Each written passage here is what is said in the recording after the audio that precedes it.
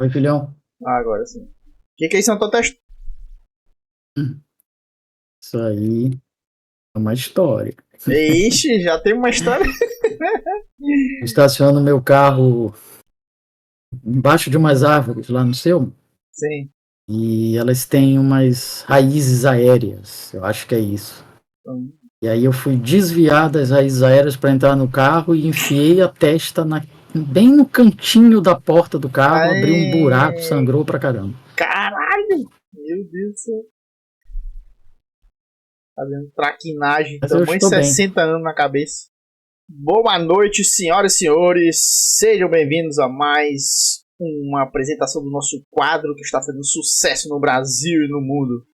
Loucuras do Rádio e Outras Histórias, com o grande mestre e professor Heraldo Moreira, que hoje vai contar mais histórias pra gente. Boa noite, pai. Seja bem-vindo mais uma vez e pode mandar brasa. Boa noite, filhão. Um abraço para você e para toda a galera que nos acompanha. Eu separei hoje 3 coisas. A primeira, mais 2 erros que acontecem durante as transmissões, que eu me lembrei depois do último quadro, semana passada. E aí, me lembrei também de uma história muito engraçada, que essa eu não participei, não presenciei, mas ela é muito contada no meio esportivo. É de um jogador do interior do Piauí chamado Dirran, D-Y-R-R-A-N. Caraca. E uma história pessoal. A história de quando eu quase matei um colega no colégio com uma pedrada. Que isso? Esse não chegou a morrer. Os gatos, os 3 morreram, mas esse colega, felizmente, não. E aí era mais complicado. Então vamos lá, vamos começar com os erros. Certo. Muito comum, especialmente quem está fazendo o plantão esportivo, né, que é aquele cara que fica na retaguarda ali durante as transmissões esportivas, dando resultados dos outros jogos e tal. Sim. Ele falar, jogo tal, empate em 0-0. Sim. Parece bonito, né, mas está errado. Empate em 0-0 dá a ideia que 0-0 é uma cidade, um estádio ou algo parecido. Né? Então não existe gol de bola parada, é um outro equívoco também, né? Sim. Bom, mas a história do Dirran. Você sabe que a Copa do Brasil, né, filho, é a competição que talvez seja a que mais pague aqui no Brasil, em termos de cotas e tal. Sim. É também a competição mais democrática que existe. Sim. Porque ela dá vaga para o Brasil todo e muitas vezes para umas equipes, né? Assim. Para equipes de várias divisões que. Exato, várias divisões, às vezes até sem divisão. Em outra situação, né? Às vezes até sem divisão. Sim, porque tem a ver com a cota do estado do time, né? Isso, e assim, acontecem umas coisas muito engraçadas. Por exemplo, acho que foi ano passado ou foi ano retrasado, que o Tum Tum participou da Copa do Brasil, passou inclusive da primeira fase e na segunda fase pegou o Cruzeiro e tal. E aí, como era um jogo que ia ter muita audiência, a Netflix sacando, né, o nome do time, Tum Tum, aí patrocinou o Tum Tum. Caraca, que porque massa. Fazia a publicidade com o som time, da Netflix, né? Realmente. Pois é, muito legal isso. Caraca, eu não fiquei sabendo dessa. Foi. Na época foi bastante comentado e eles ganharam uma graninha boa da Netflix. Foi uma boa sacada, né? É que nem o Morumbi agora, não sei se você já percebeu, tá todo mundo falando Morumbis. Sim. Aí outro dia eu vi, porra, que merda, Morumbis, os caras estão falando errado. Tem algo errado aí. É patrocínio, eu vi. Não é não. Alguém teve uma sacada, não sei se no próprio São Paulo ou se lá no fabricante do chocolate Bis, que botou, né? Morumbis. Fechou. Ficou muito legal. São as sacadas assim de marketing muito bacanas, né? Mas sim, então, dizem que numa dessas fases iniciais aí da Copa do Brasil, tinha um time do interior do Piauí, time desconhecido e tal, que ia jogar contra um grande time lá do sul ou do sudeste do país. E nesse time lá do interior do Piauí, tinha um jogador que era o ídolo da torcida local, com o nome de Dirran. E as equipes, elas entregam à imprensa, ainda mais em jogos importantes como esse, aquilo que a gente chama de press kit, né? Que é um e-book com um monte de informações sobre o time, fundação, diretoria, jogadores, comissão técnica, resultados. O apelido do time, né? Porque eles sempre falam o apelido do time, né? O nome, o apelido, o mascote, né? Porque o narrador sempre fala, e tipo, se tu prestar atenção, tu não fala assim, pô, não é possível que esse narrador sabe como é que é o apelido de um time do interior do sei não onde, é porque ele lê essas informações. Claro que não, porque ele recebeu o press kit, né? Ou então foi atrás, porque às vezes o time também não entrega isso, né? Aí você vai atrás, porque tá tudo muito fácil hoje em dia, tudo é mais disponível fácil na internet. Na Wikipédia, por exemplo, tu acha de qualquer time, mascote, história, títulos, tudo. Pode estar, às vezes, aqui e acolá errado, mas ninguém vai conferir também. É, porque é preenchido por umas pessoas que acessam, né? Não é uma informação oficial. Sim, exato. Aí no press kit desse time aí, apareceu lá, destaque do time, artilheiro, centroavante, Dirran, DYRRAN. E o cara fez sucesso durante o jogo, jogou bem, deu trabalho à defesa lá do time de fora, do sul e tal. Fez gol, inclusive. E a torcida o tempo todo gritando o nome dele, Dirran, Dirran, Dirran. Aí terminou o jogo, lá na zona mista e tal, foram fazer as entrevistas, um jogador de cada time, e escolheram, claro, para entrevistar do time lá do interior do Piauí, o Dirran.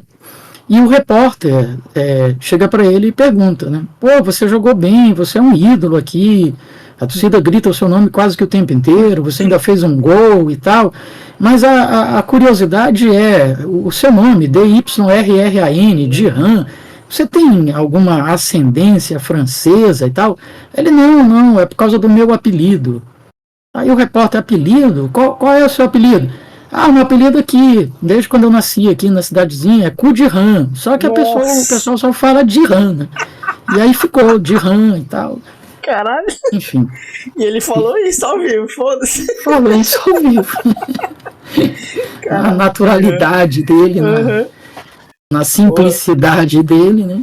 O Dirran é foda. Era o Dirran. Enfim. Bom, agora a história da pedrada, né?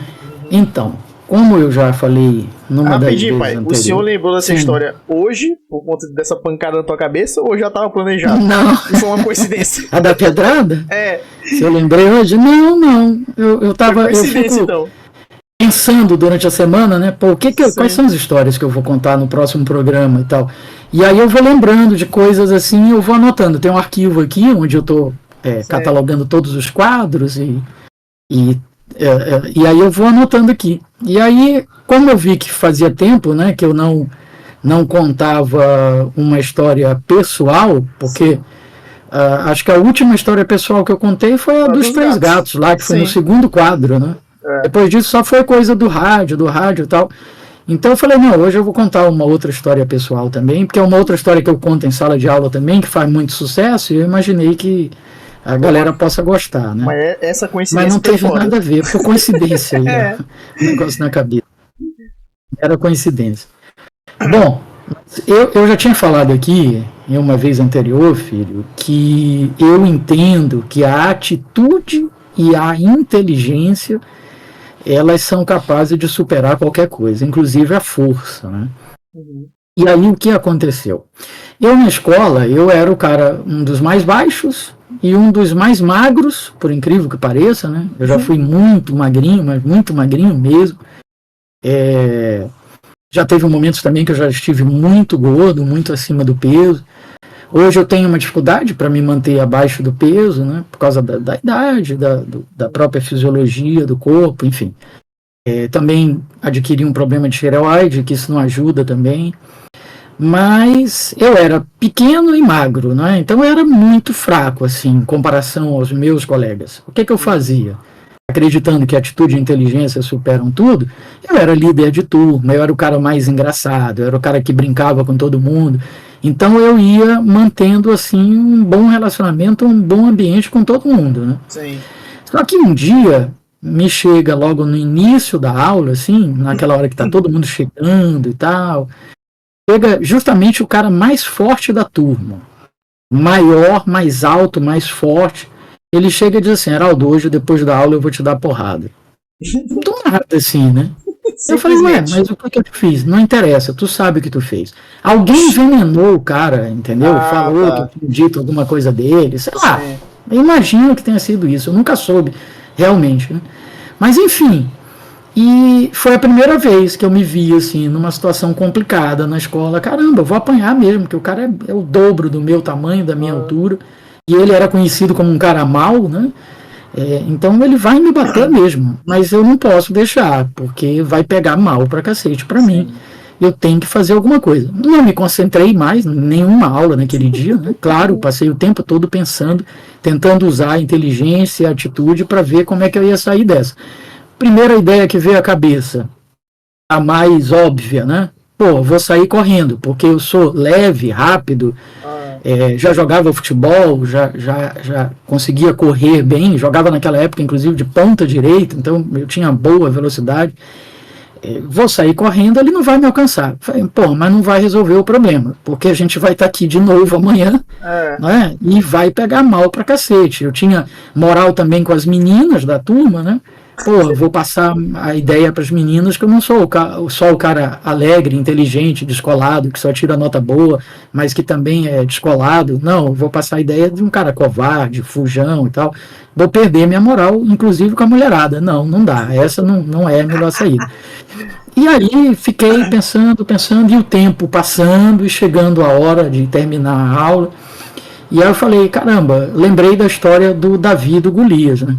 Pô, o gigante contra o cara pequeno. Como é que ele conseguiu? Dando uma pedrada no gigante. E aí eu lembrei que no campo de futebol da escola, estava tendo uma obra na escola e eles usaram o campo para colocar o material de construção. Então tinha lá barro, areia, cimento, pedra e tal. E aí a velha história da atitude, né? Num dos intervalos, já perto da última aula, tinha o recreio, e entre uma aula e outra tinha uns intervalos de 5 ou 10 minutos, né? Que era para saída de um professor, entrada de outro e tal. Sim. E num desses intervalos, eu cheguei para esse cara, na frente de todo mundo e falando bem alto assim, então tá combinado, depois da aula a gente se encontra lá no campo. E aí a galera toda se surpreendeu, inclusive ele, né? Porque, porra, caramba, o cara não vai fugir, vai encarar mesmo o fulano. Inclusive marcou com ele lugar e tudo e tal. Mas também naquela esperança de que alguém, né, tivesse o bom senso de demovê-lo da ideia de me bater e tal, né? Só que na escola, tu sabe, né, filho? Não existe isso, não existe com certeza bom senso. logo que tu falou isso, a galera gritou na sala, chamou a mãe, não sei o quê. Pois é. Então assim que tocou o sinal, que terminou a aula, a galera já começou fazendo aquele velho coro, né? Porrada, vai morrer. E desceu todo mundo e tal, só que eu corri na frente. E era exatamente para chegar primeiro do que ele lá no campo e pegar uma pedra sem que ele soubesse. Então eu fui lá no monte de pedras, peguei uma pedra, coloquei atrás das costas, né? E fiquei lá. E lá vem ele com aquele monte de filha da puta em volta dele, atrás dele, gritando porrada. Os caras que só querem ver mesmo a desgraça dos outros. 5 pegar fogo. Pois é. Inclusive os meus amigos mais chegados também estavam nesse bolo, né? Claro. Cambada de filha da puta. Amigo é pra isso também. E aí ele foi chegando, se aproximando, e eu só comigo aqui pensando, não, eu não posso errar, tem que ser uma pedrada só para derrubar ele e acabar a briga naquele momento e tal, porque se eu errar, aí mesmo que ele vai ficar puto, e aí mesmo que ele vai ter motivo para me bater, e vai bater mais ainda. Aí eu tô ferrado. E ele foi chegando, se aproximando, e eu não errei. Dei-lhe uma pedrada, pegou na cabeça dele, o sangue jorrou, a camisa era azul, ficou toda vermelha, né, ensanguentada, aí tiveram que chamar ambulância e tal. A escola era grande, tinha um serviço de ambulância, de ambulatório, levaram ele para o ambulatório e tal. Mas acabou a briga ali, com aquela pedrada, né? Claro que eu fiquei com muito medo, né, de ser expulso, fiquei com medo principalmente de que ele pudesse morrer, né, e aí seria um problemão para mim. E também para o meu pai, na época meu pai ainda não era juiz, ainda era delegado de polícia, mas de qualquer forma era um problema, né? Seria um problema. Mas enfim, ele ficou muito bem, não teve sequelas, não teve nada, não morreu, graças a Deus. Mas assim, a partir daí, eu passei a ser considerado não só o cara engraçado, de boas notas, descolado, mas também o cara doido. Sim. Porque eu fui capaz de enfrentar o maior cara da sala e dar uma pedrada para matar ele. Claro que a intenção não era essa, mas Sim. o que pareceu foi a isso. impressão que ficou foi essa. Parecia que era para matar, né? Sim. E a partir daí, então... Ninguém vai mexer contigo. Exato, ninguém mexia mais comigo. E quando alguém ensaiava tirar uma onda, fazer alguma coisa comigo, eu só dizia sempre a mesma frase: eu te dou uma pedrada. Falando bem sério, nesse tom, né? Eu te dou uma pedrada. Era o teu slogan no colégio. E daí a galera achava, porra, ele dá mesmo. Ele dá mesmo, a gente já viu. Tá. Caraca. Então é isso, eu acho que confirma, né, a ideia de que atitude e inteligência superam inclusive a força, né? Porque eu encontrei ali uma saída, não foi, claro, a melhor saída, não aconselho a ninguém que faça isso, que tente resolver diplomaticamente, de outra forma e tal, mas naquele momento deu certo, resolveu e virou assim uma marca, né? Pode crer. E hoje em dia ele tá como esse cara? Cara, eu nunca mais vi, filho, porque isso é uma história interessante. Como eu fui embora daqui de São Luís em 1984, primeiro para o Rio e depois para Aracaju, lá no Rio nasceu você e seu irmão, em Aracaju nasceu sua irmã, e depois acabei voltando para São Luís, né? E aqui nasceram o seu outro irmão e a sua outra irmã. Isso mesmo, para quem está nos acompanhando, eu tenho 5 filhos, mas é como eu costumo dizer sempre, a gente faz o que gosta, né? E eu também sigo os preceitos bíblicos, né? De crescer e multiplicar-vos. Então eu saí povoando a terra, 2 filhos cariocas, uma filha sergipana, 2 filhos maranhenses. E como um legítimo fã de futebol, tu montou teu time de futsal. Exatamente. Enfim, e daí o que acontece? Como eu fui embora em 84 e só voltei em 98, eu perdi o contato com a minha galera, não é? Poucas pessoas eu mantive contato, porque naquela época, inclusive, não tinha WhatsApp, não sei o quê, não tinha essa facilidade de comunicação que a gente tem hoje, né? Para ir para outro lugar, mas continuar no grupo da turma, no grupo dos amigos, enfim. Então, assim, tem muita gente, e aliado a uma dificuldade que eu tenho de memorização. Eu tenho muita facilidade, porque a gente tem várias memórias, né? E eu tenho facilidade para algumas memórias, memória de informação, de conhecimento e tal, mas tenho uma dificuldade enorme para a memória de rosto e de nome das pessoas. Muita, muita dificuldade. Então, imagina depois de muito tempo sem olhar essas pessoas, que eram amigos meus de adolescência, juventude, que viraram adultos, né? E que se transformaram e tal. Muda muito. Então, o que acontece? Eu nem sei, de repente até já devo ter esbarrado com esse cara, ter encontrado ele, mas nem lembrei que era ele, e ele talvez até hoje guarde um certo temor de mim, porque ele também não fez questão de lembrar que era ele, né? Enfim. Ou ele ficou sequelado da pedrada e perdeu a memória. Pode ser. Então, assim, tem muitos ex-colegas de turma que às vezes se encontram comigo e falam: rapaz, Araldo, tu não tá me reconhecendo? Aconteceu recentemente lá na biblioteca até, por sinal. Eu estava indo lá, não sei se pegar ou devolver um livro. Aí chega um cara e chega assim: Araldo. Eu falei assim: porra, tu não tá lembrando de mim? Eu falei: porra, tu me desculpa, mas não. Eu sou fulano de tal, pô, que era teu colega lá da escola. Aí eu lembrei pelo nome, né? Porque o nome dele é um nome bem diferente, assim. Falei: sim, fulano. Porra, cara, mas tu tá diferente pra caramba. Tu era cabeludão e louro, tu tá careca e tá acabado. Como é que eu vou te reconhecer? Né? Não tem condição, pô. E aí expliquei essa história, eu passei muito tempo fora. Ele: não, eu soube que tu estiveste pelo Rio, não sei o que e tal. Enfim, então também tem isso, né? Eu não consigo guardar nomes, rostos, principalmente por causa desse ato. Eu fiquei fora de São Luís. E daí eu nem sei por onde é que anda esse cara, como é que ele tá, se ele ainda tá vivo, enfim. Muito bom. Tem mais alguma anedota para contar? Só pra gente fechar o tempo.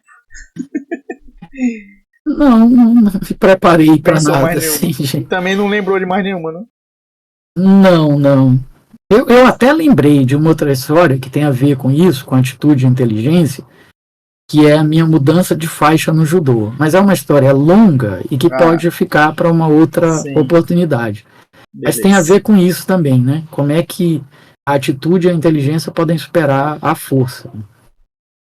Muito bom. Mas esse episódio aí do judô aconteceu num bairro aqui que tu conhece, chamado Recanto dos Vinhais. Sim. E eu sempre conto essa história também em sala de aula, que às vezes a pessoa é visionária, né? Ela fala uma coisa que naquele momento é uma grande loucura, é impensável, e que hoje a gente vê acontecer e diz assim, caramba, como é que pode isso, né? Então, a gente tinha uma brincadeira lá de adolescente, que era o malho, que eu acho que existe até hoje, talvez com nomes diferentes em Sim. cidades diferentes, né? Que Uhum. é o quê? Tá uma galera aqui num grupo conversando e tal, batendo papo, e alguém fala uma grande besteira, Sim. uma grande bobagem, toma um malho, né? O que é um Aham. malho? A galera começa a bater na cabeça do cara, dar palmada na cabeça dele, murro e tal, por causa da besteira que falou. E aí, a gente estava na esquina, bem na esquina da casa de um amigo nosso. E a gente tá lá batendo papo, conversando à noite, não sei o quê. Naquela época não tinha streaming, a TV já era uma porcaria, a TV Uhum. aberta, não tinha TV fechada, não tinha muito o que fazer. Então a gente ia pra rua brincar, conversar, né, procurar o que fazer. Até a hora dos Aí a pais gente tá mandarem lá na entrar. esquina. Hã? Até a hora que os pais mandam entrar. Exato. E aí a gente tá lá conversando e toca o telefone da casa desse cara. E ele tava só, os pais tinham saído, né? E aí ele, caramba, até eu abrir o portão de fora do terraço, abrir a porta da casa com a chave e entrar, o telefone vai parar de tocar e eu não vou saber se foi meus pais que ligaram, pô, isso vai dar uma merda e tal. E não tinha na época nem sequer Bina, né? Que era para o cara saber, né? Quem É. ligou para ele retornar. E aí, dito e feito, ele abriu o portãozinho do terraço. Chegou até a porta de casa, abriu a porta de casa com a chave. Quando ele chegou perto do telefone, o telefone parou de tocar. Aí ele voltou, né? Não falei, pô, olha aí, que merda. E agora? Será que são meus pais achando que eu tô em casa e eu tô na rua com vocês? E eu ainda vou tomar bronca e não sei o quê. E aí ele foi e falou a seguinte pérola. Ah, detalhe, isso era 1980, eu acho. Era por aí. 1980. Não tinha celular, não tinha nada Sim. disso, nem se imaginava que ia ter, né? Eu acho que na época não tinha nem telefone sem fio. Aquele fixo que Sim. você podia ir até a porta de casa, por exemplo, Aham. com uma antena, né, com uma base e tal. E aí esse cara foi e disse assim, mas um dia, para onde a gente for, a gente vai levar o telefone pendurado na cintura. Esse Caralho. cara apanhou pra cacete, claro, né? Porque naquela oportunidade era Aham. inimaginável isso. Sim. Como é que alguém vai andar com o telefone pendurado na cintura? E foi exatamente o que aconteceu alguns É. anos depois, né? Na época Então do Motorola, né? No tijolão. exato. Então Caralho. eu digo que esse cara era um visionário, né? Porque ele conseguiu enxergar, vislumbrar alguma coisa que ninguém sequer pensava, né? Que poderia existir. Era incapaz de imaginar, incapaz de pensar nessa possibilidade, né? Aham. Mas apanhou muito. Na época ele apanhou muito. E aí, quando surgiu, ele Isso. deve ter lembrado com certeza do dia que ele apanhou. Ele falou assim: ah, aqueles filha Não, da até puta. hoje a gente lembra, imagine ele que apanhou, É, né? De que pois quem é. bate esquece, mas quem apanha não Não esquece. esquece. Imagine, a gente lembra dessa história, imagina ele que apanhou pra caramba.